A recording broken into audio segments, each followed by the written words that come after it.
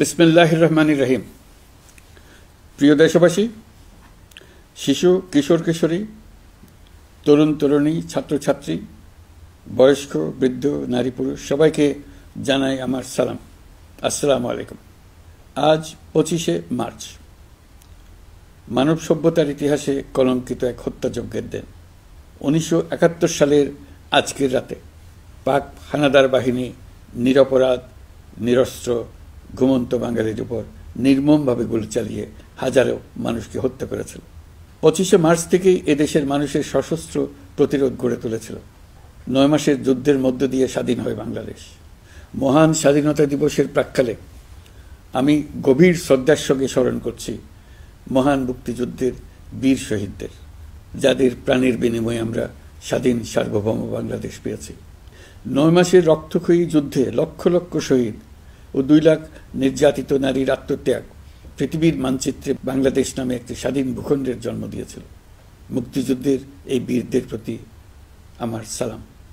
সেই সঙ্গে 24শে জুলাই অভ্যুত্থানে নিহত হাজারো শহীদ ও আহত, যারা বৈষম্য, শোষণ, নির্যাতন এবং নিপীড়নের বিরুদ্ধে বুক চিতিয়ে দাঁড়িয়েছিল, তাদের প্রতি সমগ্র জাতির পক্ষ থেকে আমি সশ্রদ্ধ সালাম জানাচ্ছি। জুলাই গণ অভ্যুত্থান আমাদের।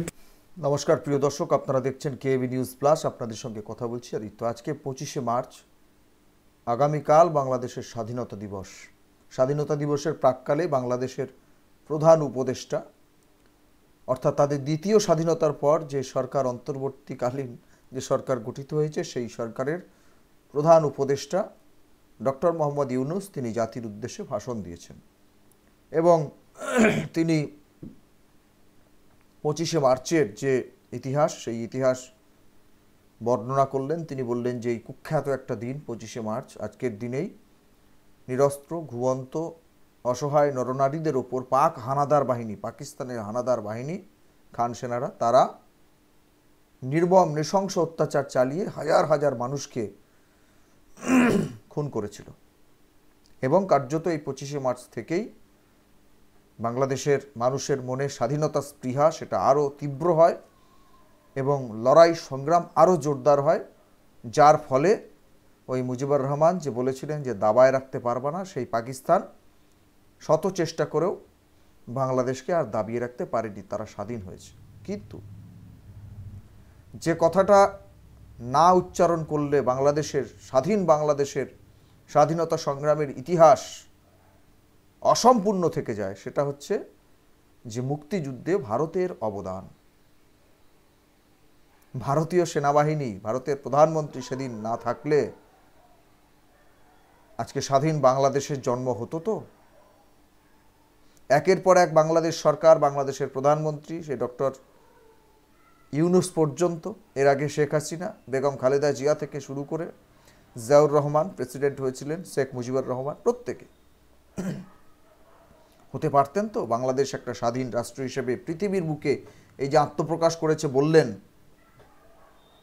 এ হতো তো এই জিনিস।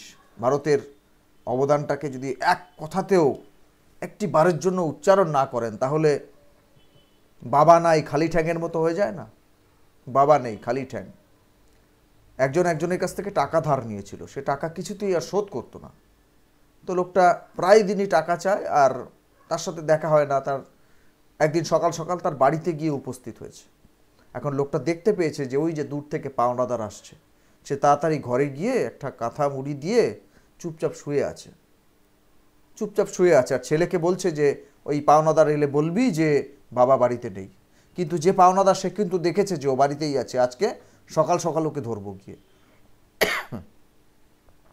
যখন কাছাকাছি এসেছে বলছে যে কিরে খোকা, তোর বাবা কোথায়? বাবা তো বাড়িতে নেই। বলছে ঠিক আছে, আমি একটু ঘরের মধ্যে দেখি। ঘরের মধ্যে গিয়ে দেখছে কাঁথা গায়ে দিয়ে বিছানার উপর একজন শুয়ে আছে, কিন্তু ওই পাটুকু বেরিয়ে আছে। তখন ওই যে পাওনাদার তিনি বললেন যে এই পা কার? বাবা তো নেই বাড়িতে, পা কার? বলছে না, বাবা নেই খালি ঠ্যাং আছে, বাবা নেই খালি ঠ্যাং আছে। ডক্টর মোহাম্মদ ইউনূসের কথাটা কার্যত সেরকম মনে হচ্ছে না? ভারতবর্ষের সেনাবাহিনী, ভারতবর্ষের প্রধানমন্ত্রী, ভারতবর্ষের সরকার তৎকালীন সময়ে যদি বাংলাদেশের পাশে না দাঁড়াতো, এই লম্বা চওড়া লেকচার, স্বাধীনতা সংগ্রামের 25শে মার্চের ইতিহাস, ভারতবর্ষের আপনাদের দেশের স্বাধীনতার সংগ্রামের যে ইতিহাস, 26শে মার্চের ইতিহাস বর্ণনা করছেন ভারতবর্ষের নামকে বাদ দিয়ে। কি বলবো একে, কি বলবো? নিব খারামি? জানি না, আপনারা বলবেন। আগামীকাল 26শে মার্চ বাংলাদেশের স্বাধীনতা দিবস, খুব ভালো কথা। ভারতবর্ষ সবসময় তাদের পাশে থেকেছে, এত কিছুর পরেও ভারতবর্ষ পাশে আছে, ভারত সরকার পাশে আছে।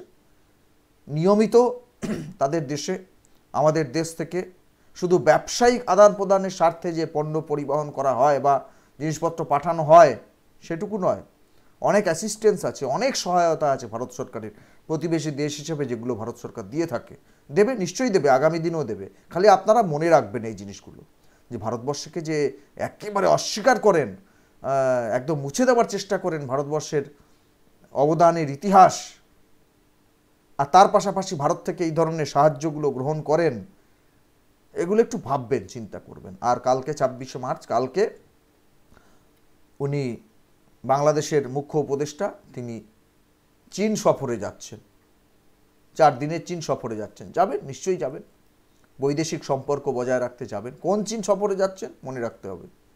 হ্যাঁ, এই যে বললেন পাকিস্তান হানাদার বাহিনী এত অত্যাচার করেছে, এত লক্ষ লক্ষ নরনারীকে নৃশংসভাবে খুন করেছে, 25শে মার্চের ইতিহাস তো তাই। সেই পাকিস্তান এখন আপনাদের সবচেয়ে কাছের বন্ধু। আর মুক্তিযুদ্ধে পাকিস্তান যে বাংলাদেশকে তছনছ করে দিয়েছিল, পূর্ববঙ্গকে, তার পিছনে কি চীনের কোনো কারসাজি ছিল না? সেই চীন, সেই পাকিস্তান এখন আপনাদের নতুন আত্মীয়, নতুন বন্ধু, অনেকে বলেন নতুন বাবা, জানি না, আমি বলতে পারবো না। কিন্তু আমরা কি চাই? ভারতবর্ষ বিশ্বের সব দেশের সঙ্গে আপনাদের সম্পর্ক ভালো থাকুক, কোনো অসুবিধা নেই। কিন্তু ভারতের সঙ্গে আপনারা সম্পর্কটার যে অবনতি ঘটালেন, অবনয়ন ঘটালেন, এটা কতটা যুক্তিযুক্ত হলো আপনাদের দিক থেকে? আপনারা বলেন যে ভারত শেখ হাসিনাকে আশ্রয় দিয়েছে। হ্যাঁ, রাজনৈতিক আশ্রয় অনেকে অনেক দেশকে দেয়, অনেকে অনেক রাজনৈতিক ব্যক্তিত্ব, এবং সেটা চুক্তির মধ্যে রয়েছে। পরবর্তীকালে আরও কেউ যদি আশ্রয় নিতে চান, তারাও ভারতবর্ষে আশ্রয় পাবেন, কোনো অসুবিধা নেই। কিন্তু তার সঙ্গে ভারত সরকারের সঙ্গে আপনাদের, ভারতের জনগণের সঙ্গে আপনাদের সম্পর্কের অবনতি কেন হবে? কেন হবে? আপনারা একেবারে অবদানটাকে অস্বীকার করলেন। আজকে বক্তব্যটা শুনলেন তো আপনারা, কোথাও ভারতের নামগন্ধ আছে? এক লাইন আছে, একটা শব্দ নেই, নেই। মুছে দিতে চান। স্বাধীন বাংলাদেশের জন্ম হয়েছে, লড়াই সংগ্রাম, মুক্তি সংগ্রাম, অমুক তমুক, অনেক কথা বললেন, ভারতবর্ষের নামটা বললেন না। কি বলে? মুছে দিতে পারবেন ছবিটাকে, যেখানে পাকিস্তানের সেনাপ্রধান আত্মসমর্পণ করতে বাধ্য হয়েছিল ওই 94-95 হাজার, 1 লক্ষর কাছাকাছি সেনানীকে নিয়ে? সেদিন যদি ভারতবর্ষ না থাকতো পাশে, লম্বা চওড়া লেকচার দিতে পারতেন তো মুখ্য উপদেষ্টা, প্রধান উপদেষ্টা ডক্টর ইউনূস? ভেবে দেখবেন। আমার মনে হয় বিশ্বের ইতিহাসে, স্বাধীন বাংলাদেশের ইতিহাসে একজন কলঙ্কিত রাষ্ট্রপ্রধান হিসেবে, বৈধ না অবৈধ সে তো অন্য প্রশ্ন, সে নিয়ে আমরা বলতে যাব না, আলোচনারও দরকার নেই। কলঙ্কিত রাষ্ট্রপ্রধান হিসেবে সামনের দিকেই আপনার নাম থাকবে। চালিয়ে যান, জবাব পাবেন।